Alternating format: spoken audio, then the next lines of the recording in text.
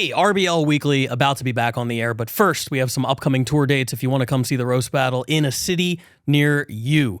This Tuesday, April 9th, the night that this dropped. It's probably a little bit late to get tickets, but if not, check us out at the Comedy Store. Don't know why I started with that one. It's every Tuesday. Tomorrow night, however, that's the one you want to get tickets to if you are in the greater Phoenix area. We will be back at the Tempe Improv for our monthly residency out there. April 25th, the California Cup continues at Jam in the Van in Culver City. Head to jaminthevan.com for tickets. May 1st, we're back at the La Jolla Comedy Store down in San Diego. Definitely want to check that one out. We got another Tempe date, May 8th. Wrap around that, we have all the Netflix date, May 7th, 10th, 11th, and 12th in LA. Netflix is a joke festival. Last but not least, just announced Roast Battle League back at the Mothership on May 20th. Don't know if tickets are on sale for that one yet. Keep an eye out for those drops because those tickets move very, very quickly. Without further ado, let's jump into this week's episode of RBL Weekly.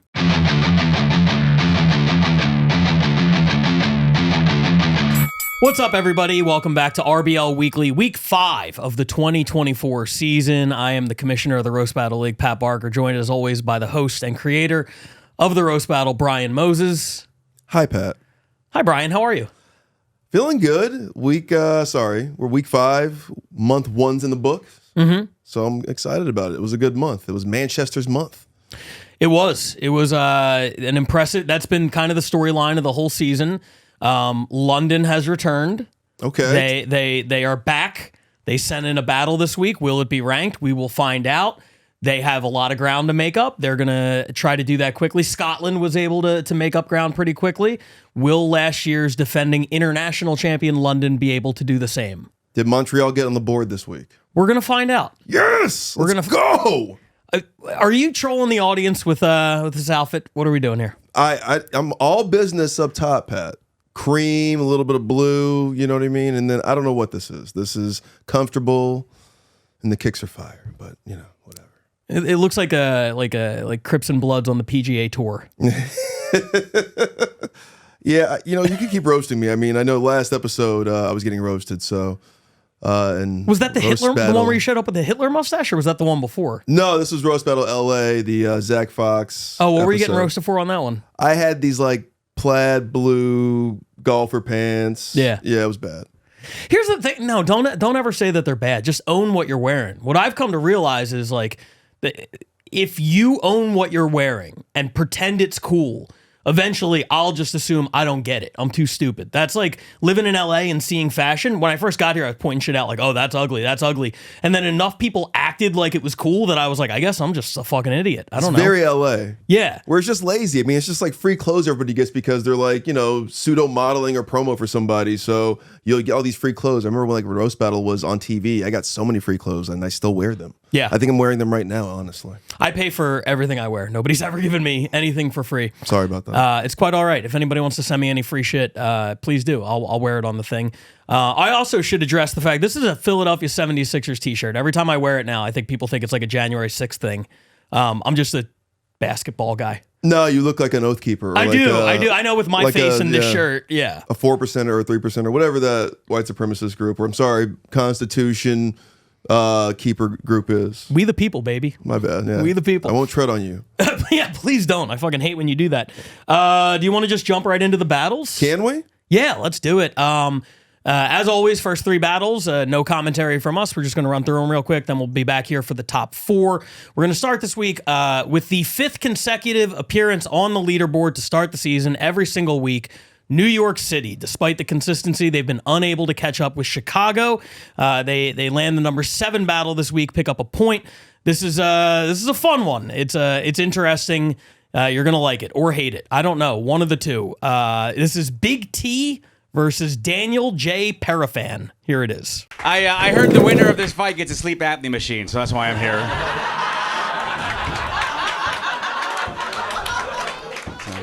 Tommy, if you're here, who's punching women downtown?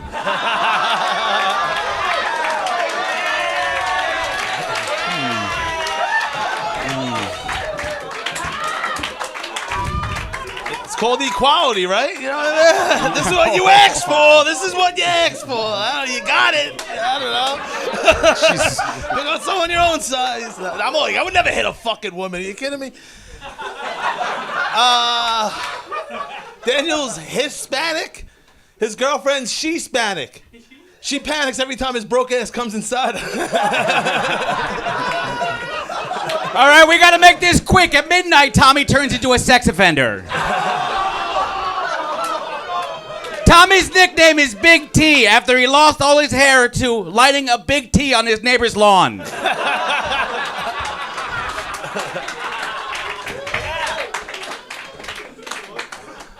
Daniel's a self-proclaimed Colombian cuck and drug addict.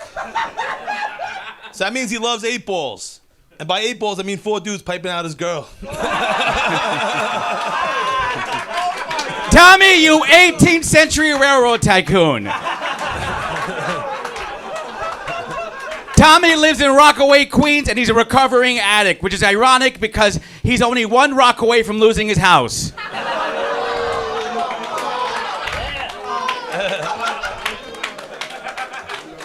Thank you, Daniel, for taking time from warning people on the island about the plane, to be here tonight.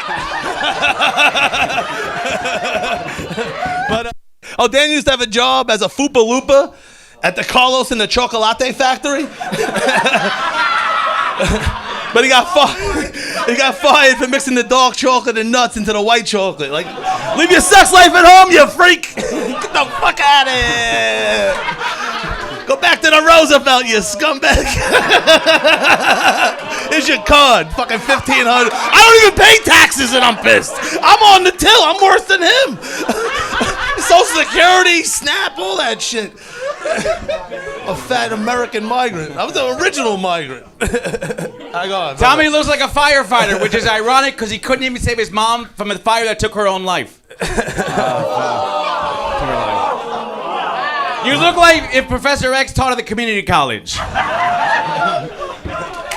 Fucking albino ass grimace, man. Daniel looks like a prolific rapist, but he's not. Every time he gets close to the girl, they blow the whistle and he starts playing soccer. Go!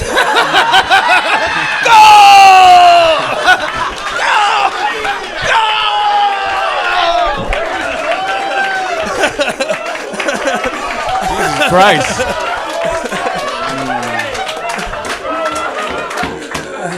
Tommy's dad died on 9/11. That's the name of the drugs he sold him.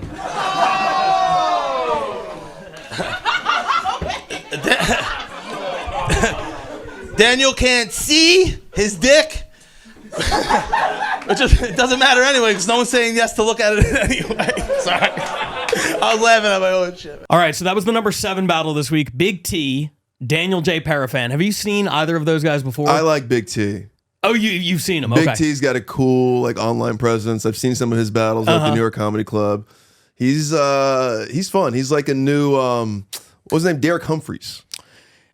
Visually, yes. You know what, his and I know we didn't watch the battle in here, but I want you to watch it when the episode comes out. He's got sort of a fat Italian digits thing going on in just kind of how he there's a moment in this battle that we didn't watch in here, but it was something about punching women. He's like, yeah, you fucking want equal rights, and you don't want to get this. He's doing this whole what are we talking about here? It's fucking it's a lot of fun, very entertaining, and the joke writing, by the way, because I've seen his battles and I'm like, oh, this guy's a character. He's a lot of fun and everything like that. The joke writing from both of them was a major step up, and it landed a spot on the leaderboard this week. That's New York, right? That was New York. Yes. Just keep tallying points. Come get them. There you go. That's how you do it. You get on the board every week, or you're like our next city, and you finally get on the board in week 5. We're talking about Brian Moses' preseason darlings, Montreal, have finally landed on the leaderboard. This is a really fun battle featuring one guy we saw on the introductory episode where we brought Montreal into the league and we showed a couple of battles. This was one that was, I believe, on there. Jason Houle. Huel, am I pronouncing that right? Either way, he's going up against Miguel McKenna. And before we watch, yes, Canadian Miguel is just a white guy.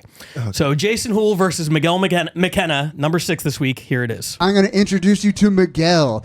This is Miguel. Miguel's life peaked in high school, and his hairline peaked 5 minutes ago. He used to be in really good shape, but now he has the body of ground beef stuck in a condom. And his nickname is the Human Time Machine because he walks up to a girl, hands her a drink, and boom, it's tomorrow. Oh, man. It's great to be here roasting my opponent, Jason Houle, the hairiest 12-year-old girl in Montreal stand-up. Jason got dumped by his non-binary partner because he didn't understand that while gender is a spectrum, consent is pretty black and white. He's actually a big hit in the non-binary community. They all think he's going to have a massive pussy, but are disappointed to find he just is one. That's not untrue. Man, I don't know who told you that Power Bottom Lighthouse Keeper was a good look, but they are not your friends. I think, like, you just look like the reason they added age of consent to maritime law. Can someone quickly check and make sure we're at least 5 nautical miles away from a high school?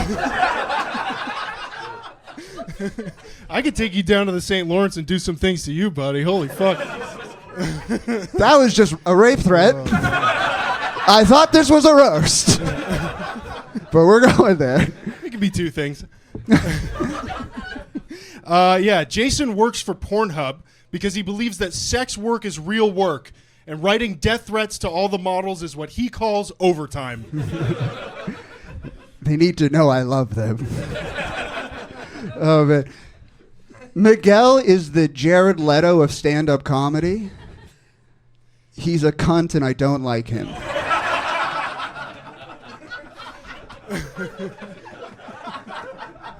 Oh, man. Jason reminds me of a little rat boy. You know? He scurries around, lives off scraps, and he keeps finding ways to break into his ex's apartment. He may look cute, but he's been chewing on her corpse for a fucking week. I'm hungry. No, it's fucked up. In Miguel's mind, he looks like the guy on the cover of a romance novel. But in reality, he just looks like a lesbian horse therapist. Dude. Oh, man. Dude. Holy fuck, man. You look like Harry Potter if he was going to shoot up Hogwarts. You look like you write Kyle Rittenhouse fan fiction. Jason, you look like you would try to molest your inner child. Oh, man. That's rough. You look like you tip your landlord. Is it fourth joke? You? Yes. No, it's like it's yours. No, it's mine. It's mine. Idiot. Jason has the energy of a Christian youth pastor. In that he makes me want to convert to Islam and saw his head off. And just like a youth pastor, the only praying that Jason is doing is on 13-year-old girls. Man, okay, I'm going to talk about this real quick. Miguel keeps tricking people into thinking he's classy. He's just a dirtbag who found a turtleneck. Like, you are gentrified white trash. I'm pretty sure you beat up so many gay men that you were court ordered to dress like one.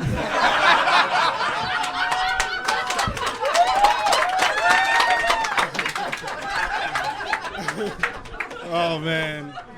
You got me wanting to break my parole, man. It's worth it, though. He's a hell of a blowjob. Tell your friends. Oh, man. Last joke? Yes, you. Okay. Jason. I'll allow it. Jason once went into a depressive episode so bad that he cut himself. It was actually a pretty good episode. I watched it.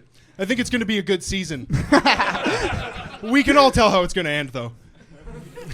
Renewed for season 2.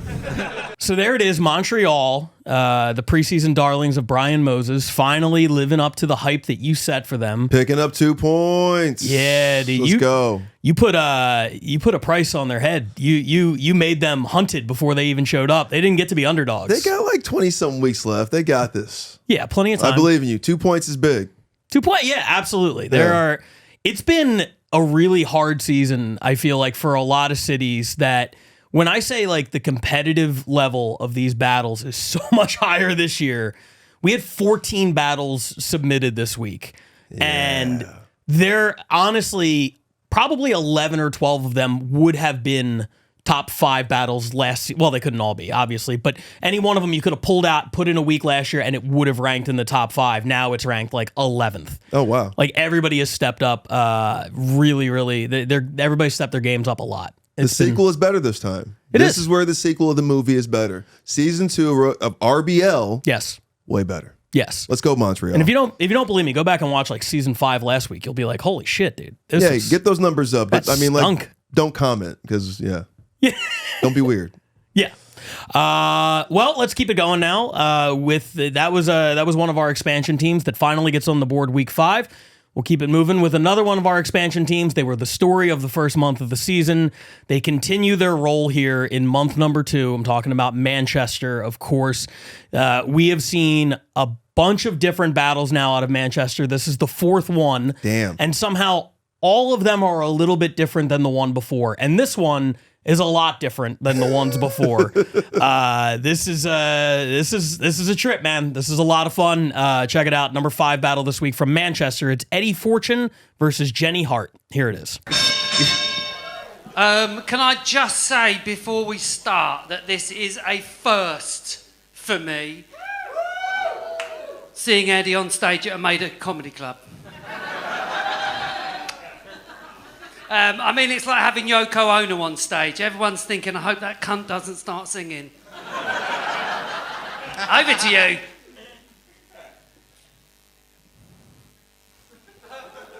Your leg's looking great considering you just broke it in the men's toilets. I loved you in White Chicks as well. I fancy Jenny Hart quite a lot. And I'm just made up she's got a clit big enough to stick up my arsehole. Oddly enough, her clit looks like a giant cock. Jenny's mum was never there for her as a child, which you can see by looking at her face and how her foundation stops at her Adam's apple. Wow. Jenny is trans and suicidal, so even after gender reassignment surgery, there's still a chance she'll be well hung. I love it! Eddie looks like someone drew a 5-year-old's face on a blow-up doll, fucked it, felt guilty, then left it deflating in the bushes. The biggest of Eddie's hang-ups was when he failed to kill himself. Eddie's face is like the face your family see peering through the window just before they turn the gas chamber on. Cheers, Buffalo Jill. That's a good one. That's really good. Like it. Is it my go? Go on. This Jenny, is fun, you big queer cunt. Remember, gender changing doesn't fix ugly. Don't try it then. Jenny was dumped while in Australia. Yes, there was an embarrassing falling out down under when Jenny went up the stairs in a miniskirt. Jenny does musical comedy because she's got zero material. Jenny transitioned to a woman so she could be even less funny. LGBTDS! Hey, I wanted to be paid less as well. I've got 2 more. She has taken up rock climbing and is great at it thanks to her giant bricklaying biological man hands.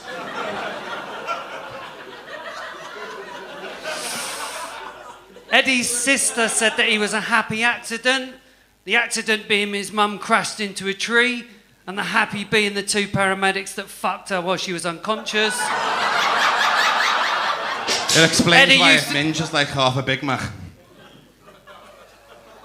You're roasting yourself. Eddie used to dress up his mum because it was the only way to get his dad to fuck him.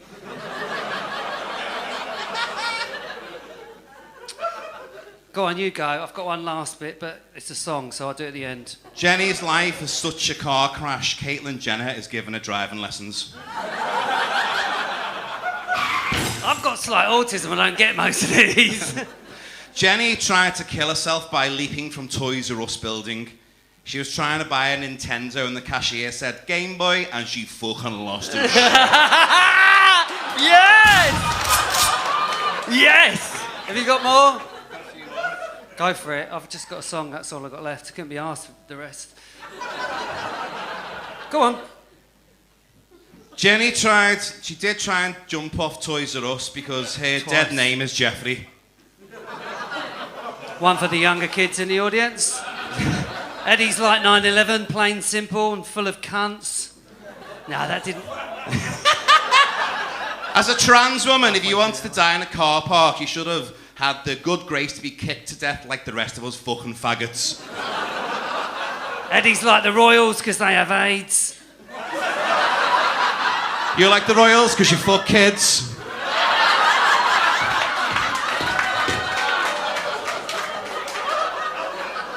There's only two genders, so Oh, jump sing from it. the roof. It's called Boys Have Cunts, Boys Have Bunters and Cunts. Right, you done? Your only ambition is to Fucking eat, drink, hell. and be merry. Right. I'm going to finish with this, right? I'll finish with this. So it's done to Rocky Survive, you know. Dun, dun, dun, dun, dun, dun, dun. So clap, yeah. Dun, dun, dun.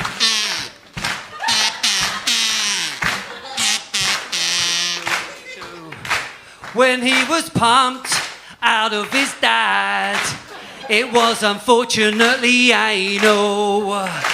But from the dark, his mum, she blasted a fart and he dripped down the crack of her arse. He was a miracle, a lucky shot on the night. She wasn't meant to have that many men inside her. But with luck and survival at that dogging night, he was shot out the right end of her 69er. Hey! A song's cheating. Oh my God, everybody. All right, so that was number 5, Manchester. We did not watch the battle here in the studio, but Brian, gay man versus trans woman, that has made its way across the pond now. A battle as old as time. I feel like we've been doing that battle in LA for 7 years. Yeah, I mean, they've been doing it too. Don't sleep on the gay scene out in England. Is that a fact? It goes hard. I want to. Don't talk about Brighton. They know what Brighton's about. Really? Oh, yeah. You been there? No, Pat. What? What? No, I've never been. I didn't ask, like, did you go there and, like, fuck a bunch of dudes? I'm just No, asking, but like have when you you're been a comic, to you England? ask like what the gay, like you know, like, well, it's the San Francisco yeah, of out course, here, yeah. and they're like, oh, it's Brighton. Okay. Like without like question, like, oh, it's Brighton. Right. As comedians, we have to do that to, like, slip into punchlines. Yeah. You know. I don't know, like their football team, I think at one point was good. I don't want to, somebody might say like, dude, they're like the Lions. Don't fucking say Brighton's good. But yeah, I heard like Brighton was like, you know, they have a good football team. Okay. So like gay city, but like great football team, like the Niners. Yeah. Yeah. That actually tracks. Yeah. The European version of San Francisco. This was a wild It's like Meek battle. Mill, but right there, by the way. Have you been there? No. I love. Sorry Yeah, about I wasn't that. even talking about Brighton specific. I was just talking about, like, England. Yeah, sorry about that. That was so weird. No reason. It I was had no very reason to do defensive. that at all. Very that defensive. was wild, by the way. It's like, Yeah. no, I haven't. It's like a beach. Like, why wouldn't I go? Yeah, meanwhile, you're like, our show is in West Hollywood. Yeah, like, you know what I mean? I've been there hard for like 14 years. Yeah. I've seen the wild, dude. I've been to a library, just like walking down the stairs and just like, it's happening. I'm like, Oh, really? it's 1 p.m. There's children walking around. Yeah. How much is this? Anyway, let's go to the next battle. Okay, we'll keep it moving. That was number 5. So Manchester picks up 3 points. Now they came into the week 14 points. London, as I said, is finally back. They come in down 14 points. Manchester picks up 3 points for the number 5 battle. So now they're up to 17, and they're not done yet. Because Whoa. now we move on to number 4. Now, this is the first season where we instituted the bonus points rule, where if you go on the road, you can pick up bonus points there. Well, this was from the recent Scotland versus Manchester card. And the battler from Manchester we've seen before, not battling, but hosting. Jordan Ducharme, I might have mispronounced that. He is the host of Manchester, and he went over there and battled last season's number 4 ranked battler on Earth, Ryan Cullen.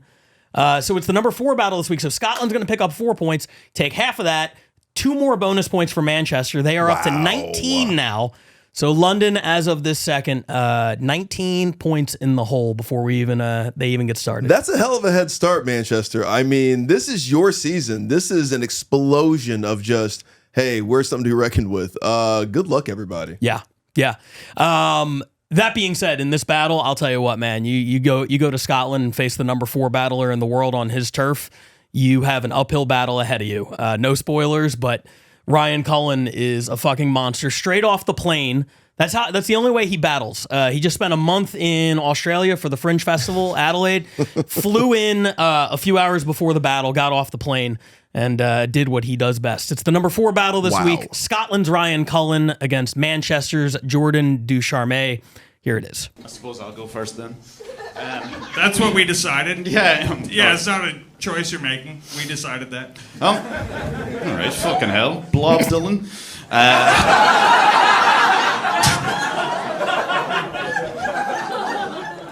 Jordan's best friend was a blind dog named Rocky. He's a real ugly fucking creature that absolutely fucking stinks and should have died long ago. I'd love to have met Rocky, though.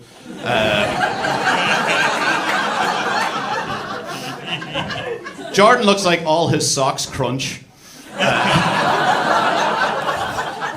Man sounds like he's constantly standing on cornflakes.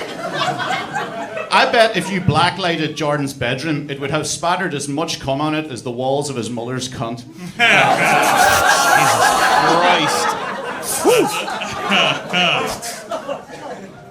Ryan Cullen, everybody. Ryan Cullen looks like his cancer has AIDS.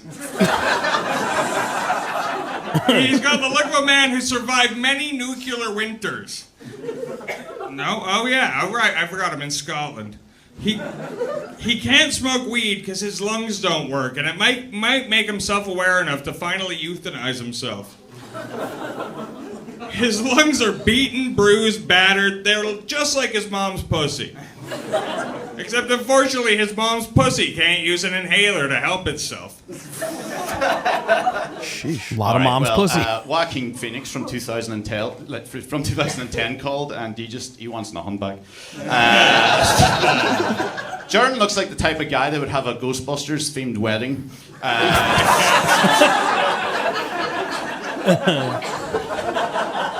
Jordan's sexual orientation is homosexual. God gives his hardest battles to his strongest soldiers would be the title of Jordan's Queer Eye for the Straight Guy episode. Ryan's dad is a crazy person, a lunatic, as Ryan says. He once killed a dolphin, which is, I assume, what you Scottish people call prostitutes. His dad was in the IRA, which, if you've ever seen Ryan's act, shouldn't surprise you. Bombing runs in the family. 3 of Ryan's girlfriends, 3, not 1, not 2, but 3, have left him by moving to another country.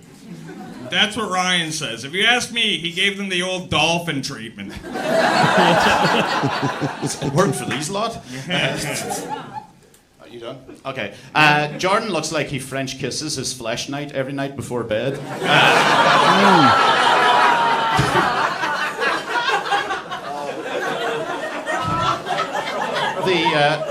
The name Jordan is Hebrew and it means to go down. I mean, come on.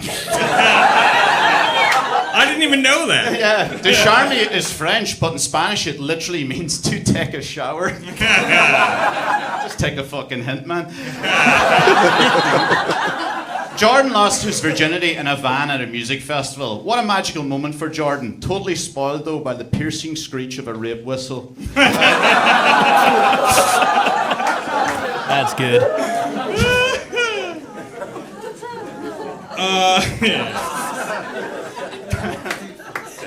I am reeling. Ryan, of course, has a podcast, because look at him. It's called Absolute Cuts. Not cucks, cuts. It's a podcast where he reviews films of people fucking his girlfriend. It makes sense that he would have a film reviewing podcast, because he looks like if E.T. never got to go home. He looks like if Darth Vader took off the helmet. He looks like what would happen if Dobby fucked Golem. Anyway, who's covering your Warhammer shift? Jordan looks like he's... Hey, I wasn't done. Hey now. No, it's the whitest podcast ever. You've got the whitest podcast ever. The only way you can make it more white is if you use slave as furniture. I'm sorry, I offended Scotland. Fucking pussies. Sorry, go ahead. Jordan looks like he's spent 62% of his life blowing Monster Munch dust off himself. Jordan smokes weed. For Jordan, it helps keep his mental health in check and pretty much prevented his inevitable suicide. So, yeah, I know there's a lot of positives with weed, but I just can't think of any right now. Jordan's a massive wrestling fan, but enough about his weight. He draws a lot of inspiration in life from wrestlers, and I hope he follows in their footsteps, particularly Chris Benoit. Hey now. Yeah, Ryan's so white, doctors don't have to read his heartbeat. They just have to look at it. His grandma actually took him to the hospital in secret because she was worried he was too white. And to be fair, he was goose-stepping around the house and quoting Mein Kampf. That is funnier. Again, you guys, you fucking pussies. He also used to live with famous comedian Daniel Sloss. Do we know Daniel Sloss? Yeah. That's why he's still white. He was living in his shadow.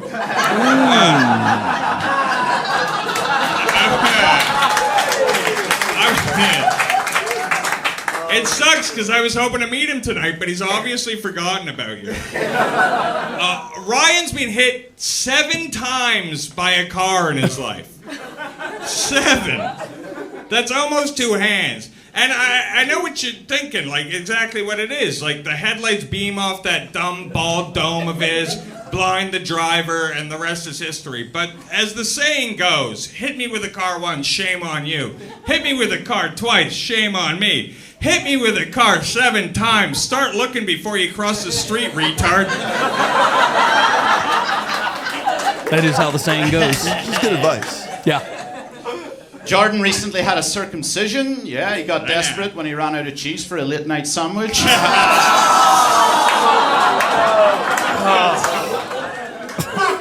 damn. It's disgusting. Jordan received a fine for filling in his self-assessment form wrong. He wrote down his earnings rather than just cunt. Jordan once took acid and thought his roommate had drugged him, and he freaked out. Psychedelics can really scramble people's perception of reality. I mean, he didn't even remember being molested. I'm done. All right. Ryan was once accused of sex trafficking 3 women in a Syrian airport. He said, and I quote, "Have you seen them? They wouldn't have even made me much money." That's true. Which sounds like a joke, but Ryan lost his ass on that deal. Ryan also has once claimed to have met a porn star that he could have had a night out with, but he decided to keep on the piss with the lads. What he isn't saying is the porn star wasn't allowed into the pub because she was a child actress. Yeah, Ryan's favorite part about child porn is there's no credits at the end. That makes it way harder for the government to find him.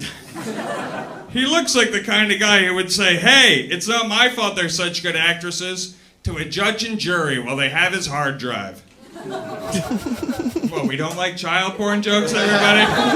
Are we not on board? Oh, sorry, goofs and puns, you fucking losers. Go Pat Barker on him.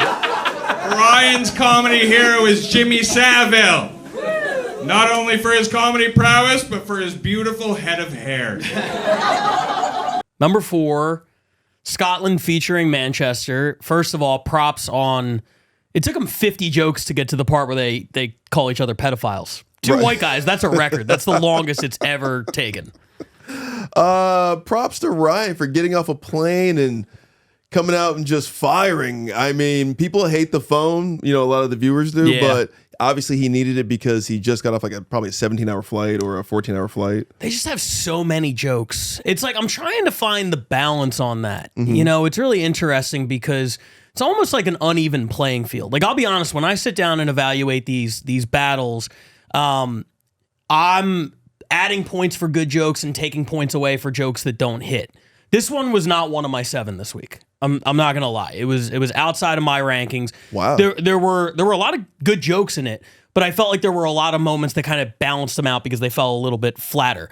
And then I think some of the other people who rank them are just like, oh, I'm marking down the jokes I like. Well, obviously, if they're each doing 30, you're probably gonna have more checks on there than if they're each doing 5. That's kind of where I'm at with the Jordan and Ryan of it all. They're doing so many jokes, but I like their percentage. I mean, if we're going for like a shooting percentage, that's what I really liked about it because they had a lot of really good jokes. I mean, even Jordan's misses, but his staying self-aware in the pocket, kind of being, and calling out the crowd. I mean, like, even calling out the crowd at some point, it was just like, come on, that wasn't good, but it's a shtick at this point. I really appreciated that. Yeah. And I appreciated him going for it. So I can see some of the committee being like, well, I just kind of like this guy's going for it. And I haven't heard some of those hard, dark jokes he was going for. For sure. And he leaned into it. And I guess the percentage was high. It's, you know what else it is? People set a bar so high for themselves. You know what I mean? If I saw that performance in week 1, I'd be like, holy shit, Manchester. But by week 5, you're like, this isn't up to Manchester standards. You know what I mean? Like they Scotland and Manchester have both set the bar so high for themselves with these battles where it's like 95% of the jokes hit that when it's like 85, you're like, nah. But it was a very good battle. The crowd. I think Jordan had a point a couple times. I think the crowd was definitely a little bit tougher on him than they were on Ryan. And they knew it was Scotland versus Manchester, so I can probably think that fed into what was happening. Yeah, no doubt. By the way, I can't wait for Austin tomorrow when it's Austin versus everybody. That one, it's gonna be wild. Yeah, I'm excited. That's gonna be something. So Manchester picks up a total of 5 points this week by virtue of the 2 battles. Scotland picks up another 4. They have both had incredible starts to the season and are going to be atop their division. No matter what happens the rest of this episode, nobody's catching Manchester and now nobody's catching Scotland. So they are going to finish this week at the top of the international East and West, respectively. Wow. If the playoffs started today after the first month, it will be Manchester's MVP versus Scotland's MVP. That's correct, yeah. That's wild, everybody. Yeah. Woo, Yeah. let's But go, London. Where are you at? Like you said, long way to go. Very long. We're going till November. Yeah, absolutely. November 1st, end of the season. So I think it's 34 weeks, so we're only on week 5. We're in April. Lot of time for teams to make up ground. But I'll tell you, these top 4s, we come in and I feel like we're watching the same like 6 cities every week, pretty much. That was a really good battle for number 4. Yeah, like I said, every week it just keeps getting better and better. I feel like the quality of battles this year has been so high, and that is certainly the case in the next one. The number 1 overall seed in the entire league so far this season, atop the East Division, the American East. We're talking about Chicago. They wrapped up the tournament. They crowned Max Sorich their champion. They picked up a whole bunch of points in the process. Now they're going to non-tournament battles, and surprise, these are really good as well. This is Stephanie Robertson making her RBL Weekly debut this week against Matthew Mitchell, who we saw a few times last year. He battled out at the mothership. We saw him on the podcast. This is the first time I'd seen Stephanie, and great battle, great chemistry, a lot of fun on both sides. Let's just jump into it. Stephanie Robertson, Matthew Mitchell, number 3. Here it is. Matthew Mitchell is one of my closest friends. He's even seen me cry from laughing so hard after he asked me up to his apartment. I don't know what's crazier, the fact that he thought he had a chance at fucking me or that he got approved for an apartment. Yes. Well, in my defense, you are a slut. So that's kind of my point of thinking. Thank you.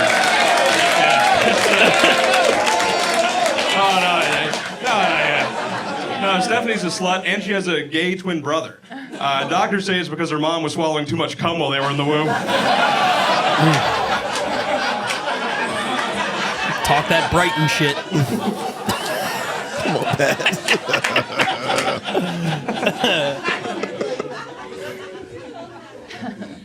Matthew's a broke ass bitch, and he literally didn't have a bank account, a wallet, or a driver's license for an entire year. For as much as he hates immigrants, he sure liked living like one. I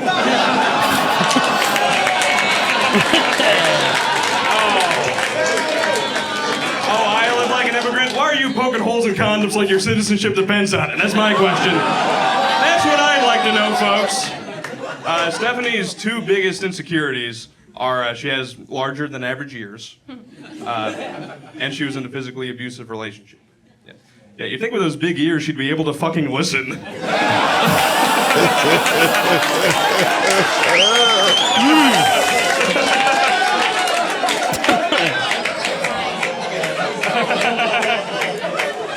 Wait, what are you guys laughing at? I don't know. You getting punched in the face. It's very funny.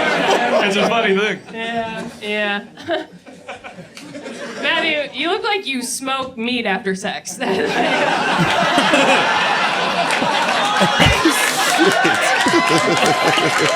love his reaction. You're like, what's that smell? Jesus. Yeah, see, I'm fat. I can lose weight. You're a slut. You can't unfuck 73 local comedians. And yet you are in one of those 73, so that's kind of a bummer. I have very low standards, and you have yet to meet any of them. Not hard. Where are we? Oh God, Matthew. Matthew's such an idiot. He got his motorbike stolen and his car stolen in the same year, which is crazy because it looks like they peeled out on his hairline.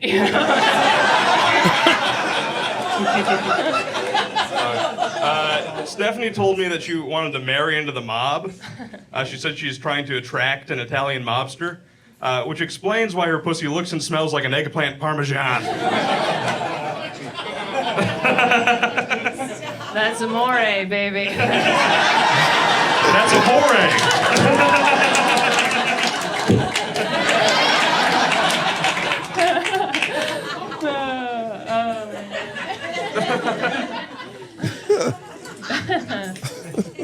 Matthew's dog actually got recently kicked out of his apartment for barking too loud. When the landlord confronted Matthew, Matthew said, "You try making it this much come after fuck me. You can grab the notes, Steph. Okay, run it back. You can do it. The joke was Matt was trying to fuck his dog. Is really what it was. He has to when I say no. You know, the dog can't. Sorry. Hey, it's okay. No problem, Hoey Deschanel. That's not too bad. That's okay. Stephanie has 11 piercings, one for every year she was a virgin. Nicely done.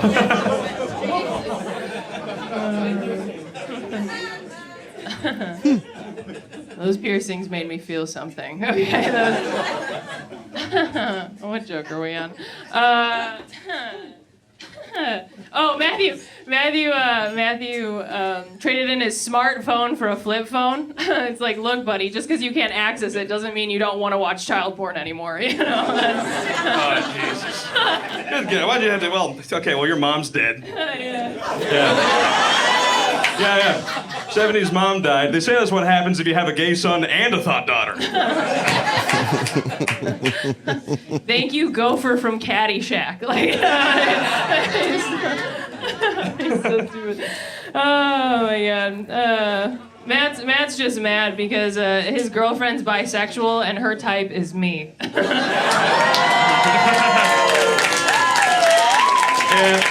Yeah, your boyfriend's 300 pounds. It's true. Yeah, yeah. My girlfriend's a bisexual. Her boyfriend's a bison. So that's the difference there. Here, you might have noticed Stephanie has really long nails. Yeah, this is a comedian with claws. Yeah, a clause in her contract that says no black guys in the green room. Oh, that one sucks. Black guys are always allowed where I am. All right, no, sit down. We got one more. Fuck you. Manny looks like after he says bazinga after he says the N-word. Yeah, if he was a slave owner, his name would be Miracle Whip. I got one more.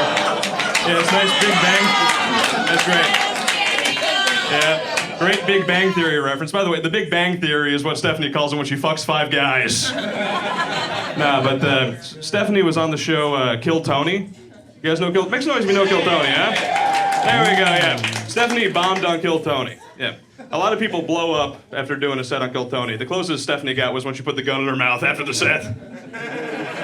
Matthew, I'll hand the gun right on over to you, buddy. Well, that's the best. All right. So, a couple things here. Okay. Number one, when I was watching this, about 4 jokes in, I was like, this might be the battle of the year. This thing, they were crushing. It was really good. And then she stumbled on the one joke and she forgot the next joke. And it was like all the momentum almost completely went away. Oddly enough, especially on Matthew's side. Because at that point, like, I think she became a more sympathetic figure when she forgot the joke. Because like his last 3, the crowd was just like, "Oh no, that's too mean. I don't like that at all." So it was like a weird chess move that like somehow worked out for her. But I felt like this battle, the first half of it was so good. And then the second half, after she forgot the joke, it just kind of went downhill a little bit. But overall, still a really good battle. It was that classic friend battle we like, where everything's rolling off their back, they're trading insults back and forth. It's a serve and volley. It's like a tennis match. But then when you saw it was kind of scripted, you were like, it kind of like revealed the magic trick a little bit. What do you mean scripted? I mean, when she stumbled on one of her jokes, right? Because at first they didn't have any notes. Right. You noticed, and then she was like, "Oh fuck, I forgot it," kind of a thing. I mean, and you forgot that jokes are written. I get what you're saying. Right. Because obviously, like we had a comment like a year ago. I still remember it because it was like the craziest thing where the comment was like accusing people of like pre-writing the jokes, and I'm like, yeah. Like, obviously. Yeah. That's like, what I think, yeah, that's what we ask people to do. Like, that's the whole point of what we're doing here. But some people, I think, do watch it, and if you don't use notes, they think you're just coming up with this stuff off the top of your head. Totally. People hate watching they hate watching the magic trick. They want to think that you're either memorizing or you are given this illusion that is coming up off the top of the dome. But that also goes back to what we were talking about with Scotland, where it's like, okay, I can memorize 5 jokes in the belly room. When we used to do 3-round battles, I could memorize 9. But even then, between rounds, I'm sort of peeking at my notes or whatever. Totally. Scotland, they're doing 25 jokes. Are we expecting them to remember 25 jokes? I couldn't. No. There's no way.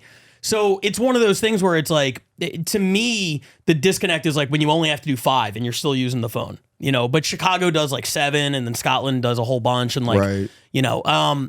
But I don't think it takes away from it a lot, but you're right. When somebody does stumble, it does kind of kill that illusion that it's not all off the top. And that rhythm kind of took it away, right? Or gets taken away because that's what you're saying. Those first 4 jokes they do back and forth with each other, it's like, holy shit, this is crazy. Yeah. Right? They're going in. Yeah. And then it's like, then they're just kind of pitching. Like, I hope this works. Yeah. I hope this works. Yeah. Yeah. There were towards the end, every joke I feel like was tinted with like a shade of desperation. Like, we'll see. You're a pedophile. You're still a whore. It's just like, you don't like black guys. Right. They kind of played the greatest hits at that point. Yeah. The other point I wanted to make, and I don't know if we've ever talked about this on the podcast, but the first joke she told about he's seen me cry from laughing when he invited me up to his apartment. Oh, so good. Assuming that joke is true, that story is true, why the fuck would you? I can't imagine a scenario in which I make an advance to have sex with a woman and she rejects me and I accept a battle with that woman. I want that. I'm taking that shit to the grave. I do not want to get on stage and have that become public record. I have no interest in that. Battlers are masochists. I mean, you might be the only one who's not, but all the ones we interviewed back in the day during the verbal violence era, yeah, everybody's a masochist. They love this. Yeah. Talk about me. Talk about my flaws. And he did have, and that's what I love the back and forth, because he did have a great pre-written rebuttal where it's in my defense, you are a slut. It was perfect. It was perfect. But then when she was like, yeah, I fucked everybody except for you. Like, I have no standards and you still can't meet them, or whatever she said. 73 local comedians. None of them are you. I mean, we're talking about percentages earlier. Woo, the offer is kind of fucked up. Yeah. It's a lot. Yeah, dude, I don't know. I couldn't do it. I don't want anybody, or I would talk to him ahead of time and be like, hey, let's not talk about that. That's off limits. Can you my dad died? Like, I'll give you all By the way, that. there's one point, I don't know if you guys slow it down. There is one point where you can see that what she's saying about like, I didn't fuck you, it kind of hurts him. Oh, yeah. There's a point where he's just like, God, yeah, you did. Oh, yeah, dude, of course. Oh, I love Matthew Mitchell. That was great. But that was a great debut from Stephanie Robertson. Yeah. She looked like a fucking vet. Yeah. I mean, wow. Chicago pumps out like really good quality battlers. Yeah. I mean, they had probably 6 to 8 names last year where you're like, oh, this is a top 50 person in the league. And now so far this year, Max Sorich, who was not in that 6 to 8 last year that we saw, Fujiko coming out with the tournament. Matthew Mitchell is, of course, always in that conversation. Now they have Stephanie Robertson just coming out of nowhere. They have a lot of talent up there. And every time they post a card on Instagram, there's at least 3 or 4 names that I haven't seen before. Really? I love that they do that. I love when I see new names. Scotland has one like that coming up too, where it's like there are so many new names on there, and it's just really picking up steam, the show out there. People are like really like, oh, what is this thing? What are we? There's a championship, and This is probably why they both have the most points in their divisions, right? Chicago overall. I think Scotland's number 2 then? Yeah. Overall? So there you go. Yeah. Manchester a point ahead of Scotland, but yeah. Ooh, Manchester's number 2 in the league? Yeah.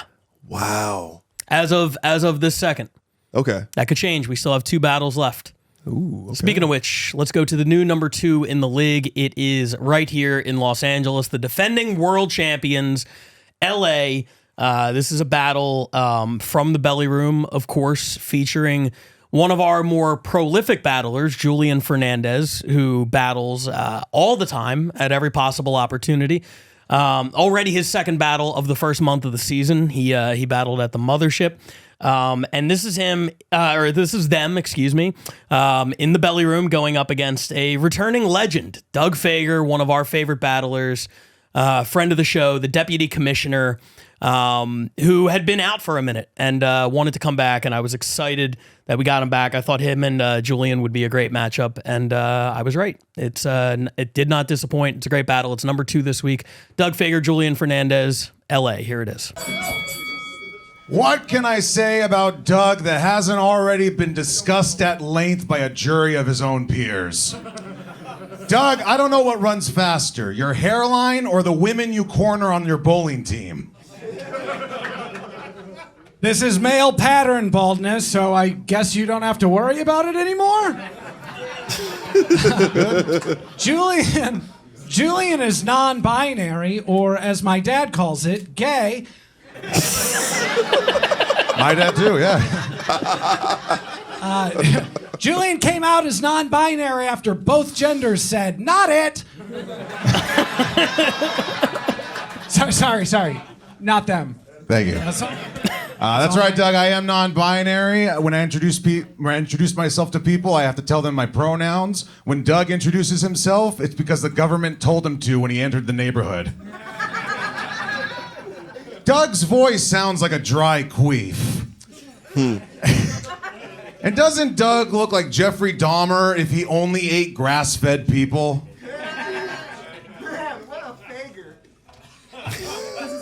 Give it up for Taquito Puente, everybody. Look at this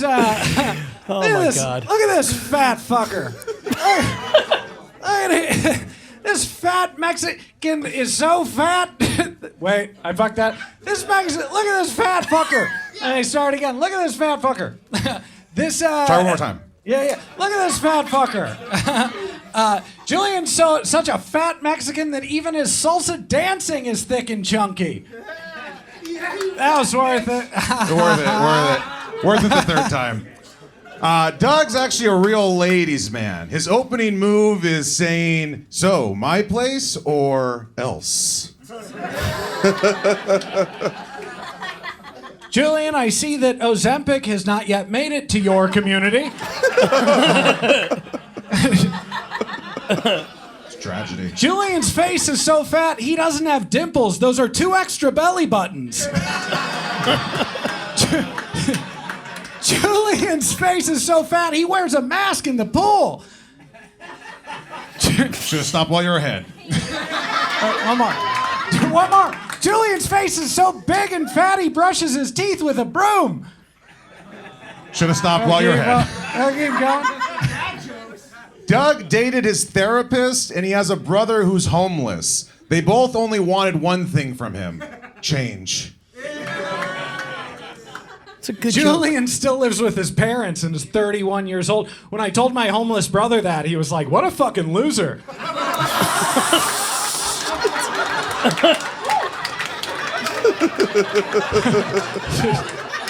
Doug, your parents are divorced. You have a homeless brother and a dead brother. Yeah, I live with my family, but you're just jealous I still have one. Julian's parents didn't want a queer child, but them's the breaks.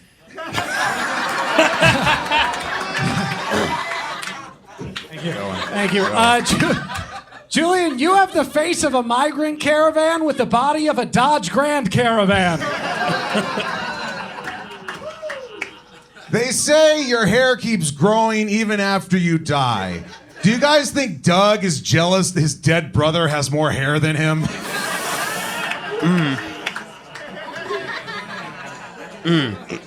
Julian's parents also lost a son a few years ago.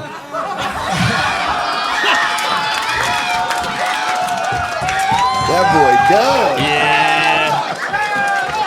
He's good.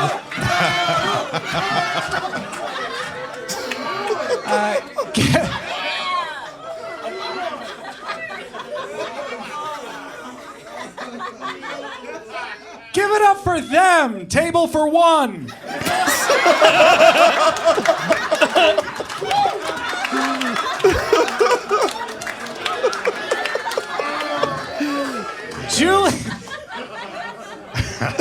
Julian just changed his pronouns so he could eat family style by himself.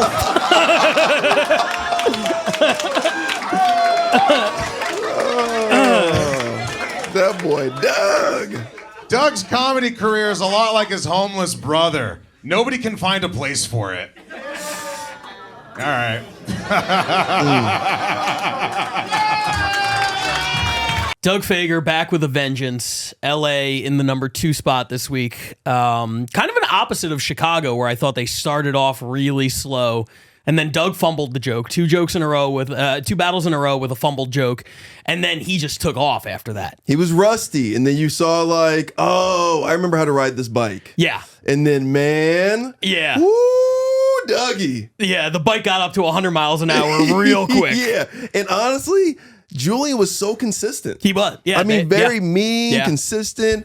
Had the jokes, I thought. I mean, honestly, early I was like, oh, this is going to be a dud and Julian's going to win, and just like consistently just keep jabbing or keep crossing him away. Yeah. Basically, and Doug's going to keep going for haymakers. And then he kept connecting. Yeah. I thought other than Julian's last one, I thought they landed everything. I thought, maybe not that like knockout punch, but was just consistently hitting the whole way through. But Doug just took it to a whole other level. That was a lot of fun. Yeah. Playing with the pronouns. I like this bumping mic phenomenon that Jeff Ross and Dave Attell, new Attell special, really good. Kind of, I guess, have bumping mics. That was the name of their special. Yeah, they started, and Julian, I know, does that a lot. And we just saw it. Was it Chicago where they just did it? Steph and Max. Yeah, and I know Lucas McCreary does it a lot during his battles. Yeah. So it's like a phenomenon. Shout out Jeff and Dave. Yeah, absolutely. Doug is one of those guys. I don't think he'll ever be as active again as like a Ryan Nesson or something like that, where it's like, put me in, coach, like anybody. I just want to get in there. I think he's like, yeah, I'll pick my spots when I'm, He's got some Joe Flacco in him. Yeah. It's like, look at you. All right, you can still sling it a little bit. Right. It's like, I remember arguing if you were elite or not a decade ago. And now here you are. You're still leading teams to the playoffs. Yeah, Max Scherzer. Yeah, absolutely. 6 points for LA. I don't think LA has really. I think that was the best battle we've had yet out here.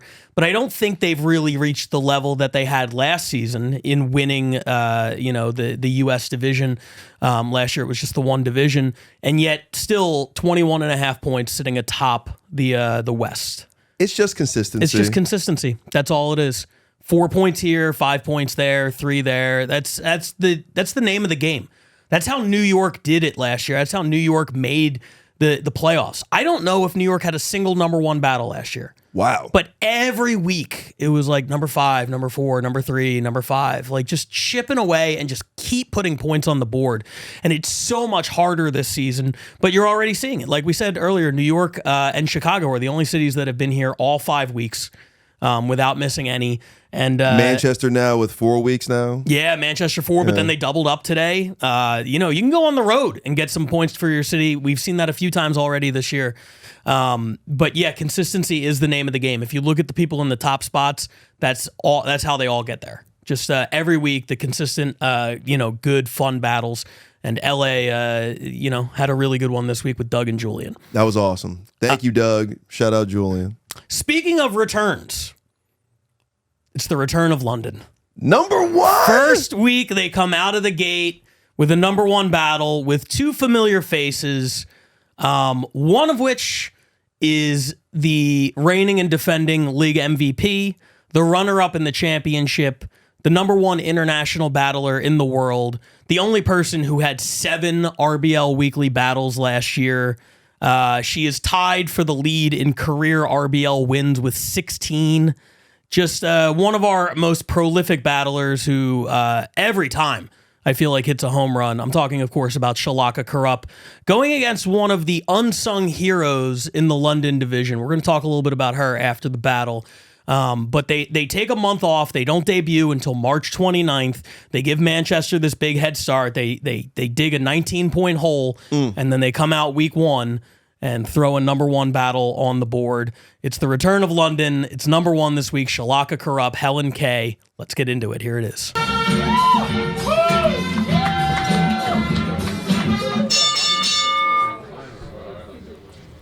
I dropped a drink. I'm really sorry. Oh, no. How is everyone? Is everyone good? Anyway, putting the mail in mail order bride. This is Helen K. Helen is a depressed anorexic. If she's not cutting calories, she's cutting herself. So there's that. Sorry, I'm a bit intimidated. Last time I saw Shalaka, she tried to deport me to Rwanda.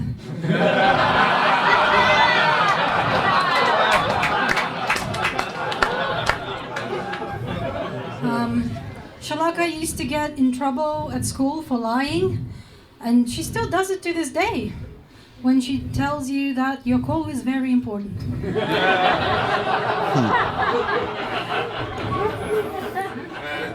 Yeah, Helen's mom used to tell a lot of lies like, I want you and I love you. She never said that. Anyway, this walking gulag is Helen. Helen loves DIY, which is interesting because do it yourself is the only way she gets a fist in her asshole. Yes! It's not my fault men have such small fists. What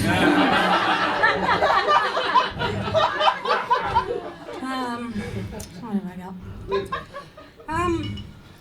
Shalaka lets her white boyfriend come inside her because mayonnaise has to be stored in a cold, dark place.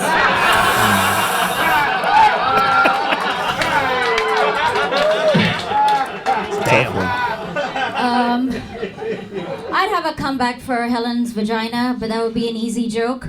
And I don't do easy, which is why I've never fucked Helen. This bulimic borscht is Helen.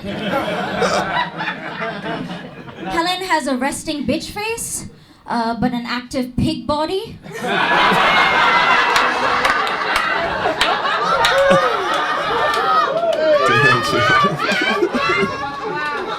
If it walks like a pig and it oinks like a pig, Helen is ugly.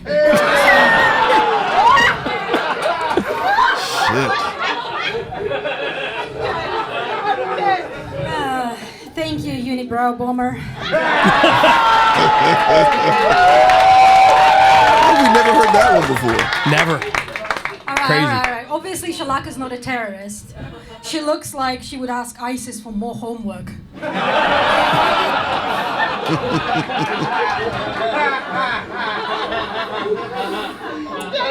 This kosher cunt is Helen. Helen is a practicing Jew but a perfected racist. Which means that she is only 25% Ashkenazi Jew, but she would 100% Ashkenazi out. That's fucking great.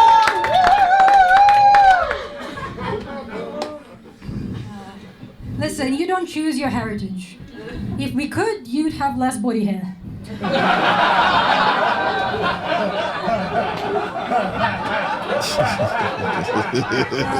Wig dig. Shalaka actually recently got UK citizenship. She likes to tell people that she's been naturalized. Girl, no one doubts that this is all natural.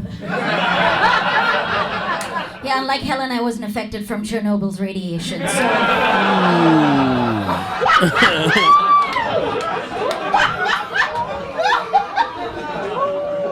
Here with all the charisma of a concentration camp, this is Helen.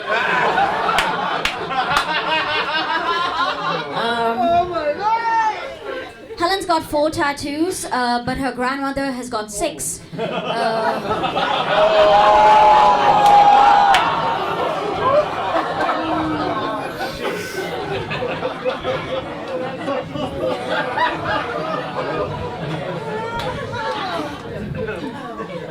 Listen, I feel like Shalaka and I have a lot in common. Well, we both have like this kind of menacing aura, but for some reason only I am called unlikable. And unlike you, all racist, I'm not afraid to say it. Shalaka, you're a dick. But obviously I'm just jealous because we're both immigrants, but only Shalaka could be sex trafficked in a carry-on. Number 1 battle this week, Shalaka Kurup, Helen K. I felt like it was... I think one thing that put it over the edge, I felt like of the 4 battles we watched today, this was the closest. I felt like Shalaka would have come into this one, I think, against anybody. She's a pretty significant favorite. And I thought Helen was punching with her the entire way. No, this was a very close battle. It felt like it could have went 3 rounds, probably back and forth. And they would have had jokes throughout. Boom, shakalaka, Shalaka. I'm so excited to see you this season. Number 1, in the first week you guys submit a battle. Ryan Nesson, where are you at? Oh, what do you mean? Where is he at? He's nursing his wounds from getting smacked around by Nate Welch. Yeah, but I mean, number 1 battle, we get to see Shalaka again. She's, her opponents are great. London's got great competition. People are talking trash about LA. And then here comes London, weeks behind, 19 points behind, already putting up 7 points. I mean, that was outstanding. She gave us everything we wanted with how she introduces a battler with a backhanded compliment and then goes right into the joke. I mean, that was fun, man. You know what's crazy? I was talking to the ranking committee about how she has her signature move, and everybody has kind of adopted it. We're seeing it everywhere. I saw it on a couple battles that did not make the list this week. It's literally all over the world, but nobody does it as well as her. No. I've seen people not flop with it, but it doesn't have the same impact. For some reason, when she does it, I would say she hits those at about a 90% clip. And it's just this nice, quick, laugh before you even get into your joke. Really a great way to build momentum and nail multiple punchlines in one turn. It is, because it's like an introduction. It really is like she's warming the crowd up to let you know who this person is. It's like she says she wants to be a host like Brian Moses. She really does show it every time. She's just like, oh, well, this person's this, with a backhanded compliment, as a Jeff Ross would do. She's amazing. That was fun. I mean, she's short, but she's not short on Holocaust jokes. She's got so many Holocaust jokes. What I loved was the one was a remix of her joke of the night from the championship. Oh, right. Because she had the joke about Ryan's grandmother and the tattoo. She tied it into 90210 because Ryan being from LA. Mm-hmm. And he actually corrected her because she was like, oh, yeah, the only time he'll see 90210 is on his grandmother's arm. And he was like, it's actually 6 digits, but that's a great joke. And then she came back and did this one, and she's like, Helen's grandmother has 6 tattoos. So it's like she's learning. She's picking it up. She's remixing her own material, which I think is really cool. Oh man, it'd be funny if she just says 6 digits again against like another Jewish person, then she has like 6 versions of digits come out. Because she would do that. She loves digits. She said that's her dream battle. Yeah. Yeah. We also had to stop saying digits' names. If you say it 3 times, he actually appears. Yeah. Yet to see him on here this season. I hope that changes. He's a great character. Happy birthday, by the way, to Digits. Happy birthday to today. Digits, the heart and soul of the Rose Battle here in LA and really worldwide. I mean, he's taken on. He's a character who is a legend. Yeah. I mean, the number one international battler, Shalaka Karup, is a fan. It feels like a lot of communities really do love him. I don't know if you saw on Instagram, they had an Instagram story, Roast Battle Tokyo. They had battlers like doing the Digits pose. Really? Like not on stage, just like in the club, like before it opened or whatever. Wow. Like, it's he has reached several continents, which is very, very impressive. Digits, I don't know if you know this. Yeah, you should know that you are loved and appreciated. Yeah, dude. Don't hurt anybody. Yeah. Yeah, for the love of God, please don't. Let's take a look at the standings, and then we'll get out of here. We start with the international standings right now. As we said before, Scotland picks up 4 points.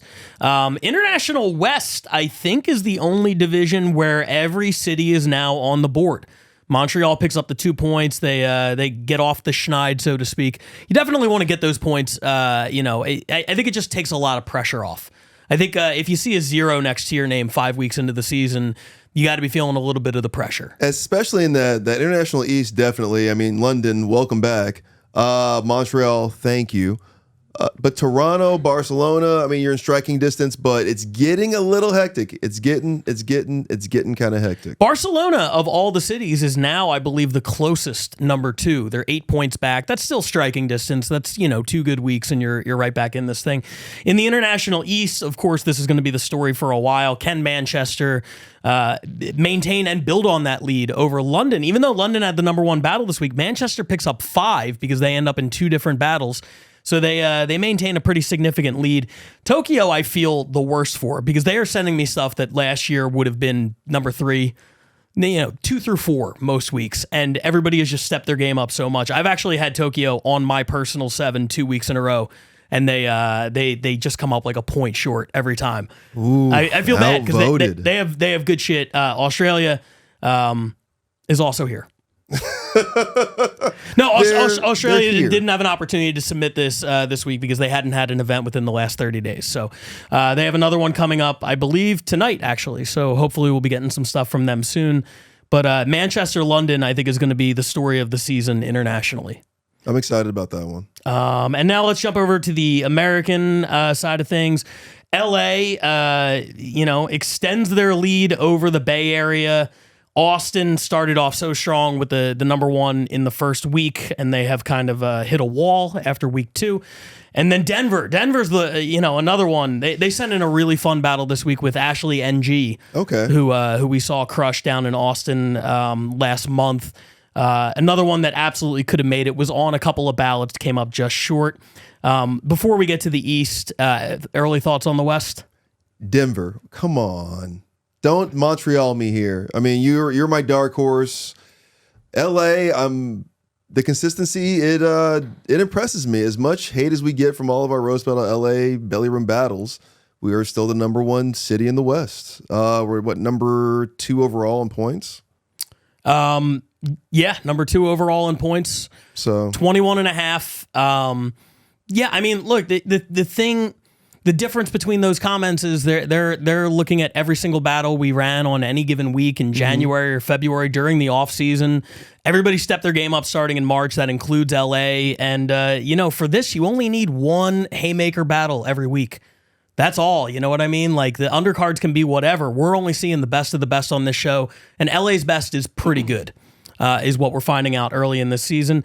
And then on the East, Chicago and New York just continues to be a slugfest. The only 2 cities that have been on here all 5 weeks. This week, Chicago opens up a little bit more significant of a lead on New York. New York coming in at number 7, Chicago at 3. It's a 9-point lead for Chicago. And then Cleveland and Atlanta.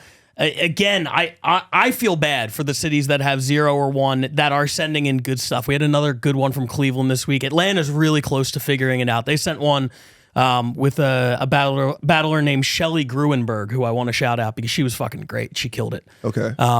So I think we'll be seeing her, and then Cleveland was Kyle Honhorst and Tabitha Jones, also a lot of fun and kind of just missing out. But Chicago, New York, that's where the fight's going to be the whole season. That's the 2-horse race. That's tough, man.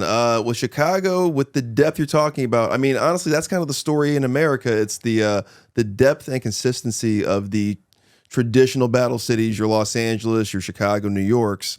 That depth and consistency really is it's top heavy now. But New York, I mean, wow, yeah, don't let Chicago run away with this thing, especially early. Yeah, dude, Chicago is just, I mean, look, 5 weeks in, they're averaging over 5 points a week.